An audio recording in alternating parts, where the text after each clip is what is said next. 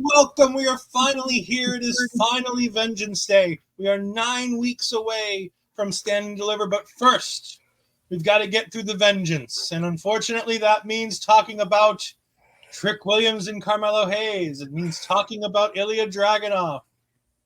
Thankfully, it also means talking about the Wolf Dogs and Baron Corbin and Bron Breakker. Yes. But me and Ashley couldn't do something like this alone. We definitely need to bring in a partner to do this. We've got the wonderful Shay Sawyer joining us. Hello. Hello. I'm so happy to be here. How are you guys? So tell our people a little bit about what you do and what you do on a weekly basis and where you've come from and all that kind of stuff. So I have my own podcast, the Big Pop Theory Podcast. We have a new episode that's usually on Spotify, Google Podcast, and Apple every Monday. We basically talk about. See, with my podcast, we like to keep it always with the story. Like, we don't really like to do too much with the current event stuff. We just like to keep it talking about the wrestling and the stories throughout the week. That's, any company. We don't leave off anyone. So that's that. And then on Tuesdays, obviously for bodyslam.net, I am doing the Meta 2 after show with In Cat We Trust directly after NXT. And occasionally I do Collision on Popular Review, and we're going to be starting with TNA on Thursdays on Popular Review soon too. There we go. Oh, so you bring up the Meta 2. We've got to talk about this because I am the biggest non-supporter of Metaphor in the world. I'm the biggest hater of Metaphor I think that exists. Right, Astrid? Is that safe to say? That sounds very accurate. Now I love 3 of these 4 people as individual acts, and then one of them I could honestly care less about. I think Lash Legends is probably a wonderful person. Oh. However, if I didn't have to see her wrestle again, it wouldn't hurt me at all. I think Jakara Jackson is fantastic, and I think that she's got a lot of upside. I think she's learning a lot. I think she's doing a lot of good things. I think Oro Mensah has something special. Yes, he reminds me of Kofi Kingston. Not necessarily a bad thing. I want to see the next evolution of him at some point. And then Noam Dar is fantastic. But when you put them all together, it just melts my brain. To no end. What do you think of Metaphor as you have the Meta 2? I love them. Listen, I love goofiness. Like, I'm a fan of goofiness. And they definitely bring that. You have Noam, who is obviously a fantastic wrestler. I love him. I've been so pro Noam since I first saw him when he came up in the NXT UK the tournament. So I was like, that's it. I'm a fan, and it's never changed. I actually really love Lash. I think I understand I'm in the minority with Lash. She's getting better. I will admit that. She's at least improving. But she's improving at the rate, and I hate to do this, she's moving at the rate that Ilja improved. People forget, Ilja was there when Sasha and Bayley were main eventing NXT shows. And she barely got out of NXT. And it's just I like Ilja. I think she's great. But at the same point, when you invest that much time and effort into developmental talent, at some point, it's almost time to cut bait. And I know why they're not with Lash. Lash has everything they want. And some of it is business related with you can get into a market with her. You have Jade Cargill, you have Bianca Belair. Lash Legends is another key piece of a market that needs to be seen, and especially this month. Needs to be seen, needs to be appreciated. But at the same time, I just want people who are going to be part of that to be talented in what they do. And if all Lash Legend did was do lashing out, that'd be great. I'd be all on board. I did love those. I kind of get I get what you're saying. That's she's moving at a snail pace compared to her, co-partners, everyone's around her. She's moving at a pace a little bit slower. And that can be a little bit why is it taking so long type of mindset. So I kind of get it. But I'm one of those people, I'm I'm very patient. Obviously, even with today, with current things that are going on, the news on Twitter. I'm a patient person, so I can wait for someone to finish a story. Like, I'm not like in a rush. But I'll give you a hot take. I think this is the best option. I'll be honest. I'm gonna be in the minority. I don't care if Cody finishes his story at WrestleMania. The big money match is doing Rock. You do the Rock. You've been waiting for 2 years to do the Rock thing. Do the Rock thing. Yeah, I mean, it has been a long time. Like, everyone has been. I was a little confused at the switch up. I mean, I get it. Everyone wants Cody to finish his story, but it's like, this match has been a thing. People have wanted this match even before Cody had a story to finish in WWE. So I'm like, of course, this is taking precedence right now. Cody was still playing Homelander in the other company when people wanted to see this guy. Like, he was still Homelander. But enough talking about current events, enough talking about things that aren't on the show, like Metaphor, unfortunately. Like I said, I wish No Imdar was on this show. I wish he had a big Heritage Cup match on this show. Because Lord knows the last Heritage Cup match wasn't much to talk about. I felt bad for him on that. We're going to start when we think NXT is going to start, which is the Dusty Cup Finals, because Double Duty Trick, DDT himself, is pulling double duty, and we've got Trick Mellow Gang taking on the Wolf Dogs. As Baron Corbin apparently mentioned 3 times in the promo this week, according to Bron Breaker's counting. He accepted it. Shay, your thoughts on the Dusty Cup as a whole in this particular final? So, I gotta be honest, I wasn't a fan of the fact that there weren't any real tag teams to make it to the final. Like, that was kind of something that kind of annoyed me. But I was like, you know what? Some years you get a tag team, sometimes you don't. I mean, the first Dusty Cup was won by, Finn and Samoa Joe. So I can't, be too picky with these things. And I know they wanted to have Bron. They want to make sure Bron's on the card, of course. That's like a priority. Same thing with Carmelo. You have to have him on the card. And this will be a great story. It kind of reminds me similar to like the whole thing with like, Daniel Bryan when he had multiple matches that won WrestleMania. Like, I think this will make him, way over with the crowd, even more than he already is. Like, geez. But I think it'll definitely give everyone like, oh my God, he's just doing it. He's knocking out the park. But a part of me really wants the Wolf Dogs to win. Astrid, what about you? What are your thoughts here on the Wolf Dogs versus I hate this. I'm like right in the middle. I'm like, a lot of people know I don't care for Bron Breakker. Is he doing great things? Yes, he is. Can he go to the main roster? Yes, please, already. Be gone. I really don't care about you like that. But Baron Corbin is in this match. Like, that man, I love that man so much. How can I root against him? But I have to, because it's Trick Mel on the other side. Like, there's no denying that. Like, I want to see Trick at the end of the night with 2 championships on his shoulder. Like, that's the picture that I have in my mind right now. We jumped the gun on this whole 2 championship trick. Once they win this, they still have to then take on the tag team champions in another time. But I do love the idea of 2. That visual, though, just like I want that visual with him holding both championships and make himself even better than Carmelo. I want that and the like rivalry going on. So that's what I'm like. Who do I pick? But I can't pick against Trick Mello. It has to happen. It definitely has to be. I can't do it. Sorry, Baron. Don't at me. Oh, I'm gonna send this. We're gonna make a short of this and send it to Baron Corbin himself. I love Trick Mellow Gang. I will never root against Trick Mellow Gang. And as much as I love the tag team camaraderie between Baron Corbin and Bron Breakker, and it's fantastic. These 2 should not work, but they do. They've brought out a funny side of Bron Breakker that we didn't know existed. We kind of thought it might. It had to. I mean, he was dating Cora Jade. There had to be a positive quality somewhere. And apparently he's funny when in the right environment. So I love that for him. He's getting a chance to show a more rounded character, get people to fall more in love with who he is and what he can do.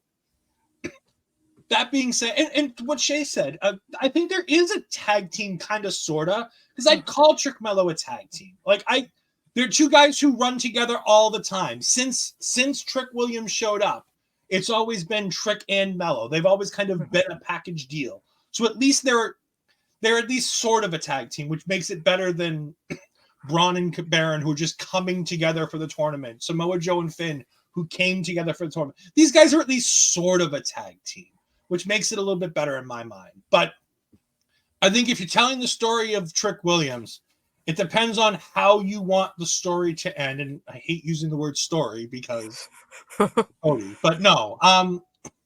Depending how you want Trick's night to play out, this has to play out one of two ways. If the heel turn happens tonight, it has to be that they lose. The loss is the catalyst that makes Melo turn on Trick. So if they lose here, I think that's the catalyst that we know we're getting the heel turn tonight. If they win here, I think the heel turn comes another few weeks down the road, and we kick the can to what I think is going to be Roadblock in March. I believe they have a special Tuesday night Roadblock coming up in a few weeks. And I think that's where the tag team title match is going to take place. I've been fantasy booking Trick Williams and Carmelo Hayes for the last 6 months. I might as well continue here. If it's me, they win this match here. Carmelo Hayes helps Trick win the main event. And then we get KO and Sami Zayn. Shawn Michaels is not opposed to redoing great storylines. The story with Trick being attacked by Carmelo is another version of that. Roxanne passing out after having the match with Miko Satomura is another version of Shawn Michaels redoing his greatest storylines. I think he's going to take a piece of NXT history this time, and I think we're going to see Melo turn on Trick after Trick wins the title. Now, it might be after they win the tag titles, but I think it's going to be one of those things where Melo's going to get to a point where he can't handle this. But I think to get to that point, Trick needs to win. And so for that one, I'm going to go with Trick Melo to win here. But if the Wolf Dogs win, I think it's going to be a very sad night the rest of the night for me. Yes. Any other thoughts from anybody else before we move on? No, let's move on from the heartbreak. I also do want to mention, for those that haven't seen it on Twitter already, please make sure you go see Josiah Williams at J. Dean Williams. He has a brand new Wrestle and Flow out, and of course, it is the one and only Trick Williams. You need to check it out. It is fantastic. Go give the man a like. Go give him a repost on the X. He is fantastic, and it's about time we got the Trick Williams remix. I'm really disappointed in only one thing. There's no Booker T ad-libs in the Wrestle and Flow. Yeah. We move on to the horror movie villain taking on the bad man about justice. We've got Joe Gacy taking on Dijak. And look at how happy Dijak is to be on this card. Look at that happy face. I think we should probably, just for this match, because of how big of a fans we are of these guys. Yeah. Yes. Go ahead and talk about Joe Gacy, the horror movie villain. This man, I can tell you, he's a horror movie villain in real life and in NXT too. No, I like what I like about this character for him is that being that he's such a horror fan that he's able to apply a little bit of that into his character now, and it's like it doesn't happen often that you get to like pull it off the way he does, and it's working out for him, and I really love it. And it just makes me curious to like what else is going on in his head, because to be honest, we only got glimpses of it so far. So I'm just curious about what's going on in that mind. But yeah, I love the character so far, what he's doing here. I like how he's annoying Dijak because of this too. And to be honest, the way that they were just fighting on that trailer, that was just priceless, and it just made me laugh on top of it. So I'm rooting for this match too after this. The thing I wouldn't know where to pick though, because I want to pick Gacy because obviously I love Gacy, but I feel like Dijak should get a win though. Dijak feel like he needs a win, but Shay, what do you think about this match? No disqualifications. I'm still trying to figure out how they climbed up on that truck mid-fight. Did they say, hold up? Get it. But I don't know. The thing about Joe Gacy is he's been having a lot of roadblocks with like his stuff kind of like getting fully over. Like it's like it kind of reaches and like falls flat. But he has like such a really great creative mind. It's like you need someone like that. He can keep reinventing himself, just like straight, just coming out. Like, you need people like that in wrestling. And so it's like, as many times as he has to start over, I'm right there with you, man. I'm right there. So I don't know. Because I really do like Dijak. Like, I don't like it when he's beating up on Eddie Thorpe, but I like him any other time. So I'm like, oh, I'm gonna say Dijak. I think Dijak's definitely gonna win. I think it doesn't hurt Joe Gacy because he's in the middle of this metamorphosis, and I don't know where the end of this rainbow is, but I'm excited to see it. Yeah, I'm a lot with Shay here, and same with Astrid. I don't really know who I want to win. Like, I love Dijak. I think Dijak's great. I've been watching him from his time with Jay Lethal in Ring of Honor, and the changes that he's made from Donovan Dijak to Dijakovic to being in Retribution as T-Bar to never forget T-Bar. Always remember T-Bar Retribution. Lord knows he does. Every time somebody says Retribution on Twitter, he's out there. Excuse you. And now he's having this you said metamorphosis for Joe Gacy, but I think that also goes for Dijak. He's having this resurgence of being able to have banger matches with pretty much anybody. I mean, he is the guy right now. He's the gatekeeper. If I had to pick one gatekeeper in NXT, I feel like he's that gatekeeper, but not in general, but I think he's the gatekeeper to the main event. He's the gatekeeper to getting to that next level in NXT. And I just wish he would have that opportunity to get that next level in NXT. I think he wins here because I think he needs to go on after Stand and Deliver to be the next thorn in the side of whoever comes out of Stand and Deliver as champion. And I hope that's Trick Williams. Because I think Dijak versus Trick Williams is going to sell tickets and sell seats. Because I think that's going to be a hell of a match to watch. Based on the little bit of it that we got inside the Iron Survivor. But Joe Gacy reminds me a lot. There's a lot of Bray Wyatt in Joe Gacy. He's got this creative mind. Now, he's not as... I don't think he's as creative as Wyndham. I don't think he's as creative as Bray.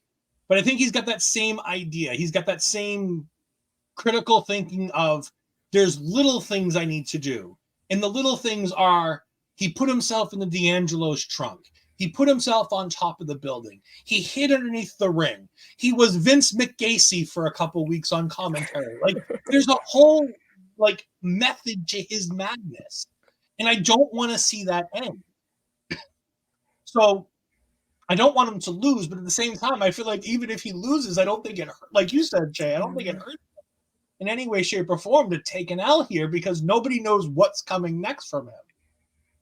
But Jaida doesn't have a good track record when it comes to no disqualification matches. Because I was there for the last one he had, that last man standing in Lowell against Ilja. And God, that one hurt. Like, I was sitting in the seats and it hurt me watching. I can't imagine what it was like for Dijak. But I've got to go Dijak. I can't not. Anybody with lasting thoughts on this match? Have you ever seen the movie Sin City? Tell me he is not cosplaying. Oh, he absolutely. The whole vibe of him is yes. It's the whole black and white aesthetic as he comes to the ring. Oh no, it's absolutely noir detective, kind of like I'm the bad cop who needs to find justice.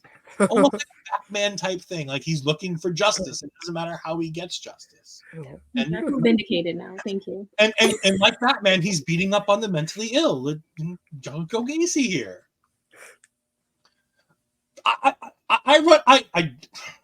I heard this and I can never unsee it. All Batman is a rich man who beats up on the mentally ill. Because think about it. None of his villains ever go to prison. They all go to Arkham Asylum, which is a mental institution. All he's doing is beating up on mentally ill people. That's all he does. And once you see it, you can't unsee it. How to make Batman a villain in 5 words. I've broken both of my co-hosts, so we're going to go ahead and move on, and I'm going to go ahead with this one. The tag team match. They're a little hidden because of our pictures here, but we got the D'Angelo family on the bottom with Tony, Stax, and Rizzo going up against OTM. I love OTM. I love the family. I think they're great. I think Rizzo is so annoying that they've become heels, and I don't want to see them anymore because I just don't want to see her anymore. Her accent is so fake. And they're trying so hard to use them to get her over fast, as opposed to making her feel like a big deal. The part about Jaida that's different from Rizzo is they used Jaida to instantly make her feel like she has credibility within the team without making it feel like she's a big deal that we just don't know. Jada's all about fitting in with OTM and giving them the missing piece that they needed. Rizzo's just feels like, we need a girl in this group here. Can you pretend to be a Long Island mobster type chick? And it doesn't fit. That promo this week from OTM and from the family, it solidified in me the difference between these groups. OTM is about authenticity and feeling and making you feel something. Like that conversation about people don't like Jaida because she looks different, she talks different, she acts different, she hits different. It makes me feel things because I grew up in an area where I was different. I wasn't quite the same as everybody else that I grew up in. And it was a slightly different type of place. And I can understand the feeling of being different, looking different, and having that and how it affects you mentally, physically, and how it affects your attitude. And I'm getting more into OTM the more they dive into that portion of their authenticity. And it's nice to see, especially now in February, it's nice to see NXT making sure that they take authenticity into minority characters. They've been doing such a great job under Triple H and Shawn Michaels of Legado del Fantasma. Well, the name Santos Escobar's obviously is what it is. The whole group felt authentic to what those guys and girls wanted it to be. Hit Row felt authentic to what Swerve wanted it to be, what B-Fab wanted it to be. And AJ and Adonis fit into that group because of that. It was all about being authentic and feeling authentic, so everything felt right. They're not Crime Time 2.0, which what a lot of people thought when we started seeing these vignettes. People got worried that OTM was going to be Crime Time 2.0. They've done a very good job of making them something different. They want us to relate to them no matter who we are, whether it's me, whether it's Ashley, whether it's Shay. They want all of us to fit in and feel the way OTM feels, and that's why I want them to win, because I like them, and I want Tony D'Angelo and crew to go sleep with the fishes as long as Rizzo goes sleep with the fishes. Astrid. Yeah, it's just like I understand how you felt, because I feel like Rizzo has been like forced in the family. That's how it feels like. And it feels like she doesn't fit with like the group in itself. And it makes me not want to enjoy Tony and Stax, even though I love them. Like, I don't want to see them on my TV because I know she's going to come in the corner pretty soon with that fake accent. And it just sounds terrible. But with Jaida, it feels more like she fits within that group. At first, I was wondering how she would fit and how she would be seen as part of the group. And then seeing the promo this week, you really did feel like she was part of the group, because I definitely understood where she was coming from. And they still echo her sentiment within the promo in itself. So I enjoy the team, and they're growing on me, and she's growing on me as well. So I'm hoping they do win this. Like, I feel like it will be one of those, because it's a 6-person match. I will see like maybe one of the girls will win it instead of being like Tony or Stax getting pinned at the end. So I think that kind of will save the team as a whole later on. And I just would like to see OTM be on top here and just say, look, we're here and we're here to stay. And this is will be like that, that kind of, to stamp that kind of approval to do that. So yeah, I hope they win at the end. Miss Shay, what about you? Yeah, I'm on board with OTM. I have been obsessed. Bronco Nima is one of the funniest people on NXT, and I will say it every week. He is so funny. The things that he says crack me up half the time. Because I am used to that. I understand that when you come from a rough place and you trying to maneuver yourself. So I understand that. But when he says it, it's the funniest thing I've ever heard in my entire life. I'm sorry. It just is. He's great. I do agree with you about the thing with Rizzo. It's Rizzo, right? It's like what you said, like for Jaida, when she was added to OTM, it was because she was adding something to them, like because they were missing something. It was clear something was missing. Scripps was not doing it for me ever. So Jada's adding to them, whereas they're using the family to help Rizzo. And I really, the accent is a lot. Like I was trying to be patient because like every time every wrestler comes in with some aggressive accent, it slowly just goes away over time. So I was like, let me just be patient with this. Like at this point, I'm like, just be patient with this. I want OTM to win, and I think that, as you said, it'll definitely be between the women, and I think that Jaida is definitely gonna be getting that winning pin. I hope and pray. Like I don't think it makes much sense for the family to win this match. Like other than putting Rizzo over, there really doesn't do anything for the family. Whereas if OTM wins this match, it gets them back in tag team contention. And I think if you can get a tag team title switch, and I'd hate this because if we're going to double switch them, I don't see Carmelo and Trick beating the family. I see that more being OTM, and even a short title reign for them. Because I think you can kind of hot potato that title over the next 8 weeks. I think you can hot potato that championship down the line to Stand and Deliver. And then by the time we come out of Stand and Deliver, Bronco and Lucien can really have that big run with the title that they need. But maybe if there's a 2-week gap here where they hold the title and then lose it to Carmelo and Trick, or they retain it because Carmelo can't let Trick have that tag title. He can't do it. Like it gives him and Trick the same thing, but Trick's holding the title now, and so much chaos about all these matches based on that. But it'll be a fun match. And like I said, I don't take anything away from the wrestler Anna Kiefer and the character that she's trying to play. It's just, some get over, some don't, and I just want that character to go away. Come back with something new in 6 months, and you'll be all set. Speaking of characters who don't need to go away, and a man who's been pushed to the moon and back, Femi versus Dragon Lee. Astrid, I want to go ahead and give you the opportunity to talk first about these two fine gentlemen. This is gonna be. I feel bad for Dragon Lee in this one at the end, because even though I like that, that high flyer with the big guy type of match, in the end, Dragon Lee's gonna end up losing, and we're not gonna see him in NXT after this. I know for sure, but he's gonna get so squashed by Femi, so I feel bad in that sense, but. Femi's gonna win this anyway, so I'm glad in that part of it. I just feel bad that it's gonna be Dragon Lee taking it, though. Yeah. Shay, what do you think about Femi and the way they've pushed him since the beginning of the breakout tournament to now? It's been not more than 2, maybe 3 months tops, and he's already a champion. He's getting a big push. What do you think about that for this gentleman here? I feel like at first I was kind of like, who's this? Like, what are we doing?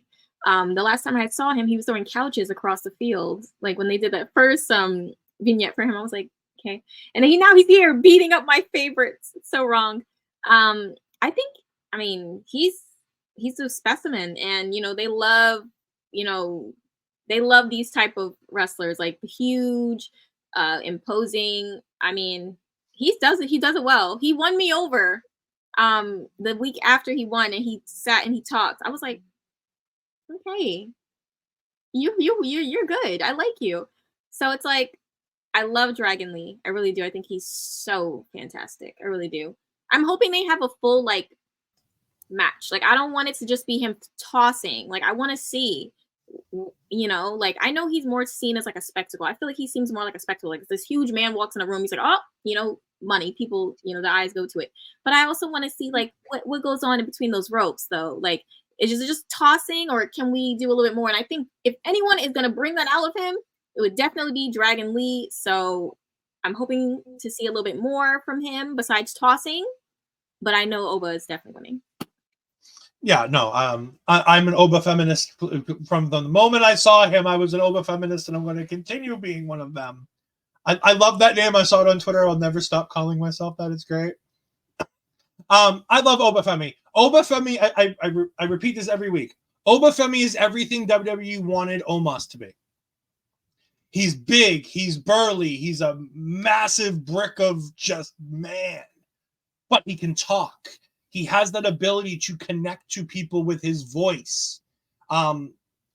People ask me, is he a babyface or is he a heel? He's kind of an in-between, but they want him to be a heel. You know how I know they want him to be a heel? His title card literally says ruler behind his name. R-U-L-E-R. They want him to be a heel. He's playing this big Nigerian giant. And he's going to get over and he's going to do great things. I would love to see a full-fledged wrestling match out of this. I'm torn about whether or not that's what we're going to see. But I feel if they're going to give anything, they're going to give it to him with Dragon Lee. Because they trust Dragon Lee and they're going to have time to do so. I feel like Dragon Lee's almost got the short end of the stick because he's so good. He got no real moments in NXT because he was only going to be there for a short while and he never really got that big moment to have for himself. He never really got that definitive big win other than the win on Dom Mysterio to win the championship, which wasn't planned because he wasn't supposed to be the challenger and it was supposed to be Wesley's moment. But at least they treated him well in NXT and they're treating him well on the main roster. And at least they're giving him an opportunity to show off who he is and what he is and what he can do as opposed to having him sit backstage every week. Because we see how many times WB high flyers just sit backstage and don't do a whole lot. They invested from the moment he showed up to the moment he went onto the main roster in Dragon Lee and making him feel like a big deal. Using him to get over Noam Dar in that Heritage Cup. Going ahead and using him to try to put over Nathan Frazier, who for some reason just can't get any momentum on NXT. But the moment I knew this match was doomed is the moment that he squashed all three members of Dragon Lee and LWO at once. It was like, okay, this isn't going to be much. Like, he literally swatted Dragon Lee out of the sky like he was a bug. Like, this man is a big brick wall, and I can't be more down for it. So congratulations, Obafemi, on your retention of the North American Championship later on tonight. Anybody else have any thoughts before we move on?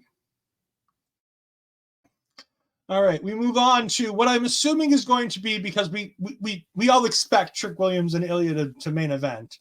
So unfortunately, the women don't get to main event. But Shay, talk to us about Lyra Valkyria versus Roxanne Perez. Oh, I'm excited about this one. They are two of the best women's wrestlers in NXT, in WWE, in general. So I know that they're going to give me something fantastic. Like, I'm really excited for that. But I also am really intrigued. This is something with Lyra. I feel like the addition of Tatum was fantastic because it's making her intriguing. Because love Lyra. I love her. The character, it was just it was kind of bland. It just wasn't anything there. You know, she's just like a good wrestler for me. Like, that's how I see it, because the character really wasn't all the way there. You know, the bird stuff, the running through the woods, it just wasn't landing with me. So this is like kind of adding a different layer to her. And I think Tatum is knocking it out of the park. Tatum, like, I have become such a big Tatum fan just from how she has done this. And I noticed, like, you know, she's adding all these moves into her arsenal, different moves. You know, she even took some moves from Stardom. I was like, okay, all right, Tatum. But yeah, no, I definitely think that Lyra's going to win. I think this is kind of like Roxanne's swan song, you know, from NXT, like definitely her last match. Yeah, Tatum's going to do something. Tatum's going to do something to make sure that Lyra wins. I don't know who's going to take this title from her, and that's what's like my thing. Ugh. Yeah, there's so many ways that could go. Shay, I want to ask you, because we've been talking about this, and I'm scarily worried that this is where they're going. Do you think the women's big match at Stand and Deliver is going to be Lyra Valkyria versus Tatum Paxley? I mean, I don't know, because I don't know from here to now how much the crowd is going to get behind Tatum, because that's what it like bases behind. If the crowd doesn't really get behind her, I'm gonna be like, it's a waste. It should be someone else who's been working. Like, I feel like Cora was definitely something that was on the table that's obviously gone now. That sucks. So it's like, now I look at I'm scoping out the scenery. I'm still a big fan of Blair Davenport. I wouldn't be upset if she was the one to take it from Lyra. I'm just not seeing right now anyone else. I mean, Ariana Grace, she just needs to kind of pick it up a little bit in the ring for me, but I think she's fantastic. But oh god, we praise Ariana every week for the character work she's doing, because she is a gift. She is her father's daughter, that is for certain. She understands how important character work is. Yes, she's relatively good in the ring. Is she fantastic? Yeah, maybe not. Who cares? She's still new. But you know what she's got down that nobody else on this entire women's roster right now has? She has a definitive character that is over more than anything else. Whether people like it or people hate it, that Miss NXT gimmick. And it's not the first time they've done this. For those that remember FCW, this is not the first time they've tried to do a Miss NXT type gimmick or Miss FCW gimmick. But she's pulling it off way better than Shaul Guerrero ever tried to do it. But I feel like the Stand and Deliver women's match has to be a multi-person match at this point, with different stories all colliding into one. Maybe it's a ladder match again, because like I think you could get Tatum and Lyra into it as some kind of a story, and then you can get Blair Davenport and Nikita Lyons into it, because that story really hasn't finished itself. And with the Battle Royal, they push Nikita off to the side to make sure that those green girls don't hurt Nikita's knee again, because God forbid Nikita's knee gets hurt again. And then there's something else. I feel like there's two more that I think you could put in there. You keep learning stories, you keep telling. Maybe it's a Ren Sinclair, and maybe it's a Lash Legend or Jakara Jackson if she's back. It could be a Fallon Henley, because Lord knows she's right at the top of that women's mountain. As for this match, it's Lyra Valkyria by default, because I don't think they're putting the title on Roxanne. I think there's no point. Roxanne's done everything she needs to do. And at this point, it's bide time until you have a plan for her on the main roster.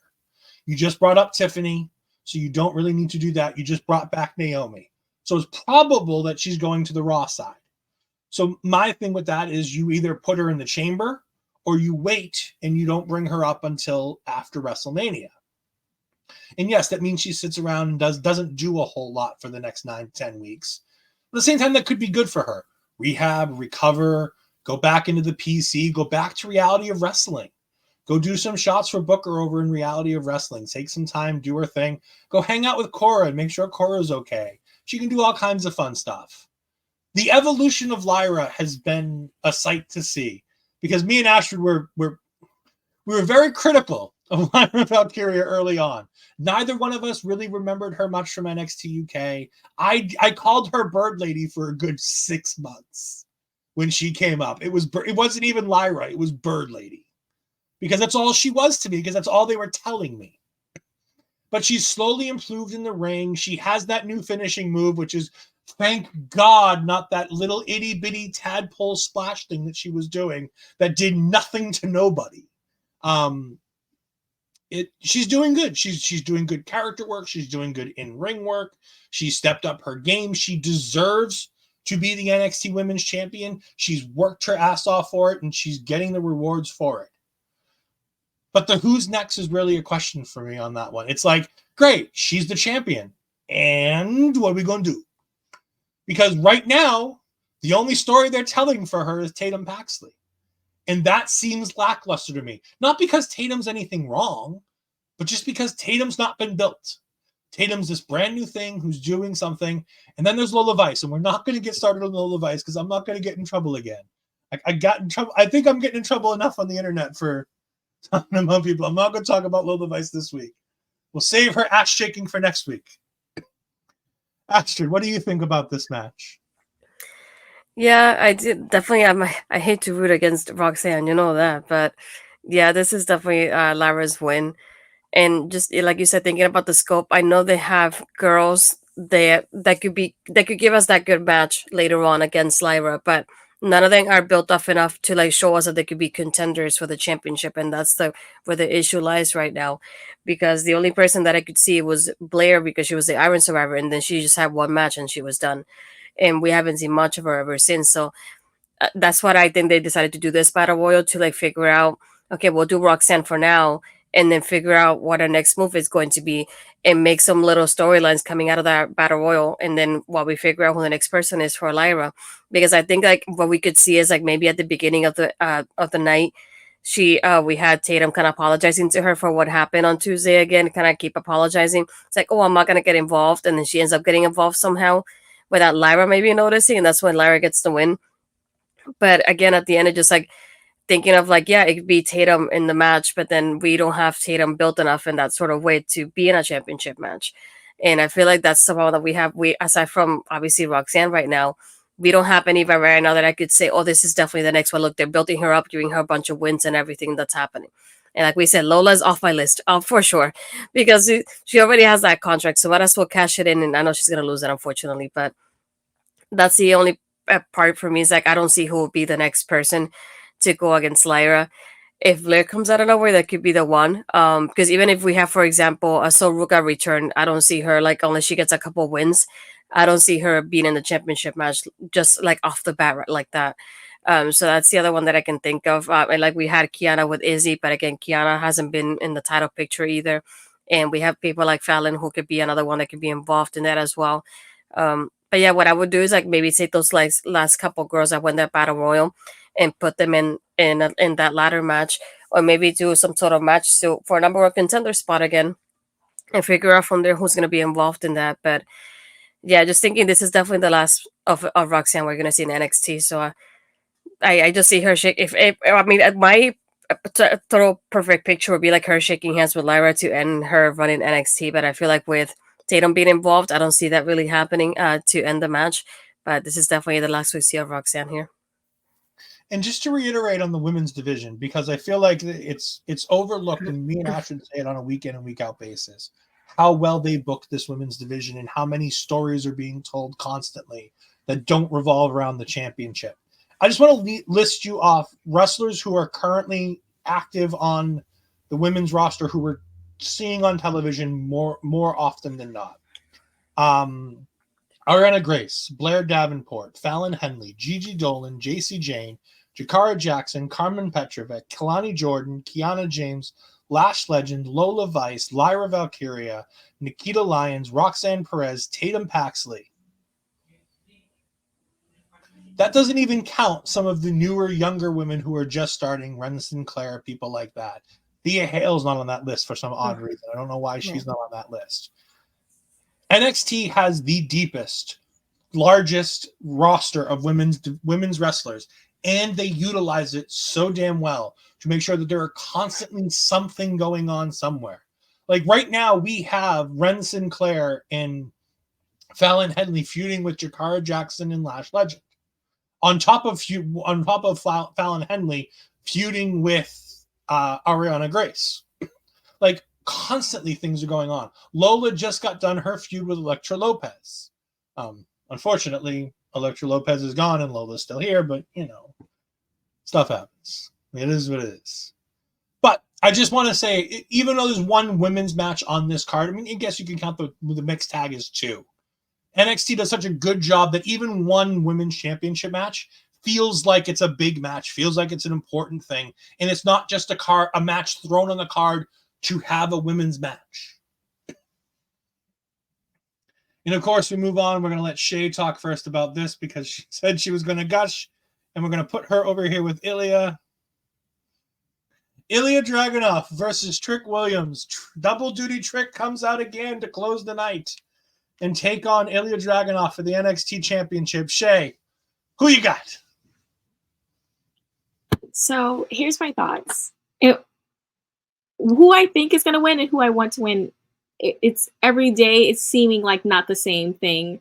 I just feel like Dragunov, he is so talented. He's one of the best wrestlers in the world, period. I'll fight anybody about it. He is. And it's like, I feel like he hasn't even he hasn't had a title that long. Like, what? But it's like Trick Williams. And then I remember to myself, I have to always kind of bring myself back to reality with these things of like, NXT is not meant to be a permanent stay. It's meant to, once you figure out your character, once you are fully 100% like the full, you go on. And I feel like Dragunov has reached that point. Like, he has had such a shift from when we first saw him versus now. His talking is on point. Who he is, like he knows his character fully. The goatee is amazing. I've spoken it numerous times. He just knows who he is completely, and I'm like, yeah, they're definitely gonna take you. They're gonna take you to the dark place up there. And I'm kidding. But I'm just like, I just don't want it because I know that I love Trick. Do not get me wrong. I do love Trick Williams. I am a fan. But I know that the caliber of match quality is going to go down a tad bit with him taking the title. This is just the truth. I don't think he's a bad wrestler, but it's like going from Dragunov to Trick Williams, like it's apparent. Like it's a difference. So I'm just kind of like, I get it. I really, really do. And it will make sense for him to have the title also with his feud with Carmelo. It just makes sense. So Trick Williams is going to win despite my sadness of it. Astrid, as you get ready, I'm just going to throw on some music so you can talk about Trick Williams.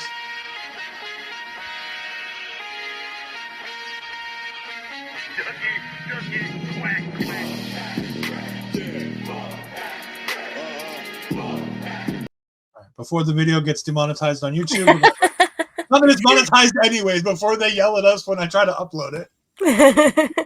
I like how we all went to the same, like, yes, we're going to feel this. Yeah. I understand where she's coming from, trust me, because one thing is, like, we know Dragunov has a different kind of experience to what Trick has. But I feel like Trick has the fan base with him at this point, like the way that nobody has in quite a while. And I feel like you definitely had to like cash in on that right now before it dies down whatsoever.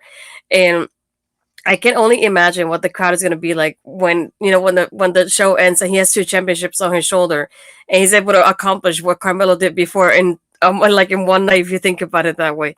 So yeah, I just like when you see somebody like that charisma that he has and that energy and that vibe, that the way he like goes in hand with the crowd, and a lot of people don't have it. They really don't. And it's like once you have it, you need to grab onto it and keep it. And they definitely need to do that with him. And I can only imagine how great it's gonna be between him and Carmelo. I'm like, it's gonna break me in half because I'm gonna love it because I know it's gonna be good, but I'm gonna hate it because I'm gonna hate that they're going against each other. But it is what it is. It's coming up. Thanks, Mark, for always putting this idea in our heads that we had never been able to stop thinking about. But it's definitely it's gonna tear me in half. It really is. But I'm gonna enjoy it so much. It's be one of the greatest moments in NXT when all this starts happening from beginning to end. I'm not gonna be able to forget about it anytime soon. But yeah, I can understand how like Dragunov's he already has his character well done. And I feel like aside from winning the championship that obviously he has right now, I don't see anything else happening for him. So I was like, what else do you do nowadays? It's like between him, Roxanne, and Bron, and just like skedaddle. It's time to get out of here because nothing else for you. So that's the only thing that I see with him. But I can only picture Trick Williams with 2 championships of the lights over. That's all I can see in my mind. So I'm definitely giving it to him. I mean, Gunther needs an opponent for WrestleMania. I'm just saying. Ilja Dragunov's right there, and Gunther needs an opponent, and Gunther needs to lose that Intercontinental title. It just kind of, it all kind of fits perfectly into this place at a WrestleMania match. Which, like, think about it. These guys have had 5-star matches in front of no crowd and in front of a crowd in NXT UK. Imagine what that match is going to be when it's on a WrestleMania stage in front of 70,000 people. Like, just think of that match with Gunther at the top of his game, better than ever, with Ilja Dragunov having more fan momentum than he's ever had, with a like you said, an eye on his character more than he's ever had. He is the most complete Ilja Dragunov that we've ever seen in the NXT version. And you got 10 weeks to Mania. All you need is 5 weeks of him on the main roster to get him ready for Gunther, and he'll be there and he'll be ready. And that's a Mania main event. Just boom, just write it in. Just write it in there. It just fits. Plus, we've been lucky in this day and age to have so many moments of wrestlers just overcoming just being a hot wrestler and being something different. Whether it be Rusev Day, whether it be Daniel Bryan in the B+ player, whether it be Kofi Mania, and now we've got Trick Williams. And it's not just like everybody's like, it's just a song. It's not just the song. The song creates a vibe that the wrestler channels, that the crowd feels and connects to. There's something special about this. And the reason I know that is because when he went to SmackDown, that same crowd that's different than the NXT crowd popped for him on SmackDown to the point that it got people on SmackDown to notice and go, we might want that one. He's good. They like him. He needs this. This match has been building ever since Apollo Crews got drafted, and he talked to Trick Williams, and he gave Trick his own separate advice from Carmelo Hayes.